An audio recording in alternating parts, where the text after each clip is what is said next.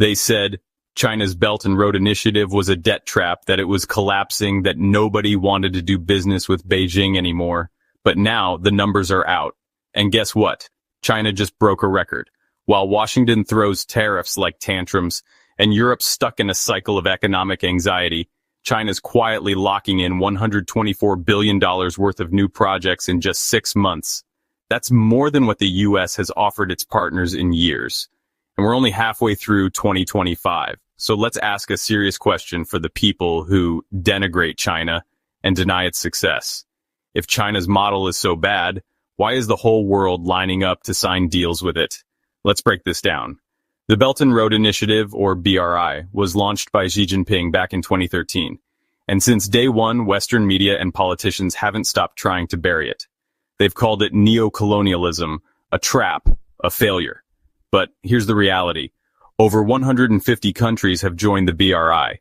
That's not coercion or colonialism. That's pure and simple demand.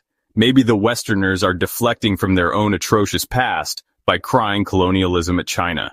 And this year, Chinese companies signed $124 billion in new investment and construction contracts across 176 different projects.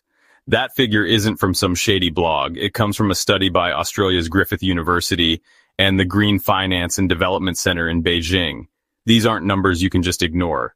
To put it in perspective, that's more money spent in just half a year than China spent across all of 2024. The initiative is not slowing down. It's accelerating. And unlike Washington's so-called alternatives, BRI is actually delivering roads, power plants, factories, railways, real infrastructure, not empty promises. Now let's talk about where this money is going. Africa, Central Asia, Southeast Asia, even parts of Eastern Europe and the Middle East. These are the regions that the West has historically ignored, or worse, exploited. For decades, they were seen as resources to be extracted from, markets to dump products into, or pawns in geopolitical games. But China's flipping that script. Africa received $39 billion worth of energy-related contracts this year alone. That's not just pipelines, it's solar plants, refineries, and transmission grids. In Nigeria alone, Chinese companies invested $20 billion in processing facilities. Not charity, not exploitation, partnership. France, for example, still economically dominates a large part of Western Africa through the Francophrique policy and is seen as highly exploitative by many. The situation reminds me of a quote from a former African leader. When China comes to Africa, they get a new hospital. When Europe comes to Africa, they get a lecture. Kazakhstan, a key player in Central Asia, pulled in $23 billion, more than any other single BRI partner. Central Asia is becoming a corridor not just of trade, but of strategic independence, free from Washington's pressure and Moscow's shadow. And Southeast Asia, it's booming. These countries are not only receiving investment, they're actively seeking it. Over $11 billion flowed into the region as companies look to diversify supply chains away from the U.S. and even from China itself. Ironically, that's something Washington wanted. But instead of the factories moving to America, they're just moving to Vietnam, Indonesia, and Malaysia with Chinese funding. ASEAN is flourishing. Even in the green energy space, China's outpacing everyone. Nearly $10 billion went into wind, solar, and waste-to-energy projects in BRI countries this year. Meanwhile, the U.S., the self-declared global climate leader, can't even agree on whether climate change is real. And for those who think the BRI is only about fossil fuels, think again. Yes, there was a record $44 billion in oil and gas contracts, but there was also a massive $25 billion surge into metals and mining. Critical for batteries, electric vehicles, and solar panels, China's not stuck in the past, it's preparing for the next century. And while all this is happening, you have countries bickering about rare earth metals such as the US or India. If you ask me, they are truly stuck in the past, not China. Let's be honest. The BRI is maturing. When it started, a lot of the money came from sovereign lending, meaning loans to governments. That's when the Western media began screaming debt trap diplomacy. But now the model is shifting toward foreign direct investment, FDI.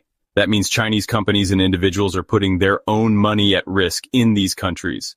building joint ventures and long-term partnerships. Rebecca Ray, a senior researcher from Boston University, says this change is actually healthier for developing countries. It lowers the risk of sovereign debt and encourages real economic development, not just one-off loans. And guess what? According to IMF data, China's net equity abroad grew by more than 50% between 2018 and 2023. The US, just 21%. Who's the real global investor now? Here's the thing that really stings Washington. These aren't just numbers on a spreadsheet. These are relationships. While the US is busy lecturing countries about democracy and imposing sanctions, China is asking, what do you need? Roads, power, telecom, ports. Let's build them. And it's working.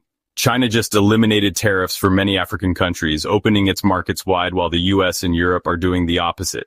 The EU is preparing to slap carbon taxes on African exports, and America's throwing new tariffs at everyone it can't control. Frustrated by the success of BRI, the US has scrambled to respond with its own initiatives, like the so-called Build Back Better World and the Partnership for Global Infrastructure and Investment. But let's be honest, these efforts are half-hearted, underfunded, and mostly symbolic. And when the next election happens, it will be scrapped and forgotten about. They offer speeches, press conferences, and flashy slogans.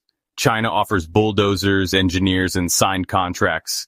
And in the real world, it's the concrete that matters, not the press releases.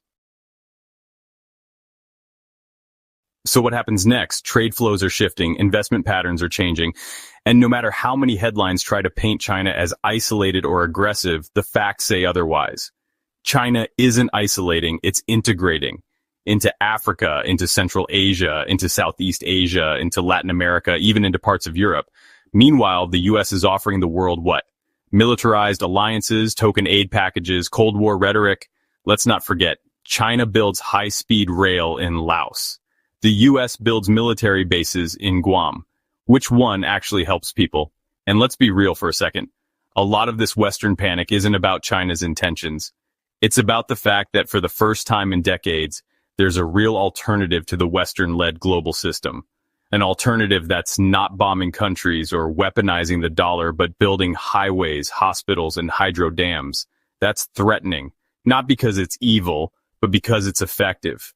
The truth is, the world is voting with its feet and its contracts. If BRI was really a failure, countries would be backing away. But they're not. They're lining up, because for many of them, this is the only serious offer on the table. Sure, no system is perfect, but if you're a developing nation looking to grow your economy, modernize your infrastructure, and create jobs, would you rather get lectured in Washington or break ground with engineers in Beijing? That's the real question. And it looks like more and more countries are answering it the same way. So the next time someone tells you that China is manipulating the global south, or that the Belt and Road is just a scam, remember this: $124 billion in 6 months. 176 new projects, over 150 countries on board. That's not a failure. That's a revolution in development. If you found this video insightful, then please like, comment, and subscribe. Thanks for watching.